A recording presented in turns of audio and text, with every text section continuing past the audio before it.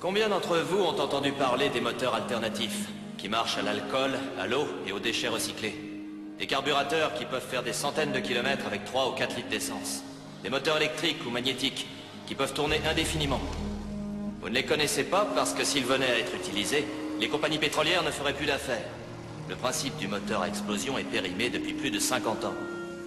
Et à cause des cartels pétroliers et d'une réglementation malhonnête, nous sommes obligés partout dans le monde d'utiliser de l'essence depuis plus d'un siècle. Ces grandes entreprises sont les premières responsables de la pollution de l'eau que nous buvons, de l'air que nous respirons et de la nourriture que nous mangeons. Elles ne se soucient pas du monde qu'elles détruisent, mais seulement de l'argent qu'elles gagnent en le détruisant. Combien de marées noires pourrons-nous supporter? Des millions et des millions de tonnes de pétrole détruisent les océans et les nombreuses formes de vie qui s'y développent.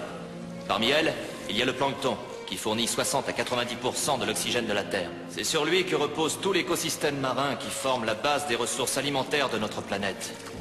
Mais le plancton est en train de disparaître. Je me suis dit, allons nous installer dans un autre pays, quelque part dans le monde. Et en cherchant un peu, je me suis rendu compte que ces gens se débarrassaient de leurs déchets toxiques dans le monde entier. Ils contrôlent la législation et en fait, ils contrôlent la loi. La loi dit, aucune société ne peut être condamnée à une amende supérieure à 25 000 $ par jour. Si une société gagne 10 millions de dollars par jour en déversant des poisons mortels dans l'océan, il n'y a aucune raison qu'elle cesse ces pratiques. Ils influencent les médias, comme ça ils contrôlent notre esprit. À leurs yeux, c'est un crime de manifester pour se défendre. Et quand nous le faisons, on nous traite d'idiots et on se moque de nous. Nous sommes en colère parce que nous sommes atteints sur le plan génétique et biologique. Et nous n'en sommes même pas conscients. Malheureusement, cela affectera nos enfants. Quand nous allons travailler tous les jours, nous voyons juste sous notre nez des gaz nocifs s'échapper de notre voiture et de la voiture qui est devant. Ces poisons s'accumulent petit à petit dans notre organisme et nous tuent lentement, même si nous n'en voyons pas les effets. Combien d'entre nous auraient cru, il y a 20 ans, que certains jours, nous ne pourrions pas voir à 15 mètres devant nous? Que nous ne pourrions pas respirer à fond tant l'air serait chargé de gaz nocifs? Que nous ne pourrions pas boire l'eau du robinet et que nous serions forcés d'acheter de l'eau en bouteille? On nous a enlevé le droit de jouir des biens les plus élémentaires que Dieu nous a donnés.